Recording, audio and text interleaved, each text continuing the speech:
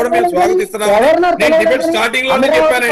సమితి పేరుతో ఎవరినో బిల్డర్స్ ని పెడితే మా అందరికి కూడా రెగ్యులర్ గా రైతులు గాని వాళ్ళందరికి గాని రైతు జేఏసీ గాని ఫోన్లు చేశారు.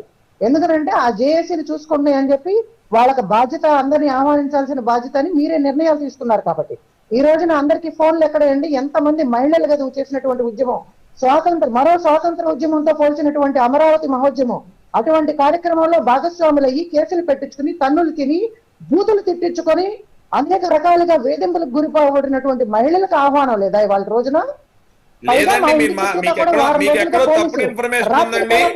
అమరావతి రైతుల కోసం ప్రత్యేకంగా గ్యాలరీ ఏర్పాటు చేయడం జరిగింది. వారి త్యాగాలను గుర్తించుకుంటూ వారి కోసం 2 సార్లు మీటింగ్లు ఏర్పాటు చేయడం జరిగింది. వారితో ముఖ్యమంత్రి గారు స్వయంగా సమావేశం అవడం జరిగింది. వారిని ఒక టీం ఇచ్చి వారు ఇచ్చిన పేర్లన్నీ కూడా పిలవడం జరిగిందని మీకు తెలియజేస్తా ఉన్నా. దయచేసి ఒకసారి ఎంక్వైరీ చేసుకోండి. అమరావతి రైతులకు సంబంధించి ఒక కమిటీ వేసాం, ఆ కమిటీ వారికి ఆహ్వానాలు అందించాం. ఎవరెవరు పనిచేశారు దయచేసి మీ అందరూ కూడా ఒక టీమ్ గా ఏర్పడి వాళ్ళందరికీ ఆహ్వానాలు పంచమని ప్రభుత్వం చెప్పడం జరిగింది. దయచేసి తెలుసుకోవాలి పద్మ గారు. వచ్చిందని చెప్పి ఆహ్వానాల పేరుతో సోషల్ మీడియాలో ప్రచారం జరుగుతుందని చెప్పి పవన్ కళ్యాణ్ గారి పేరు లేదని చెప్పి డిస్టర్బెన్స్ జరుగుతుందని చెప్పి వెళ్ళి అక్కడ కూర్చొని మాట్లాడారు తప్ప రైతుల్ని స్వయంగా ఆహ్వానిస్తానన్నారు.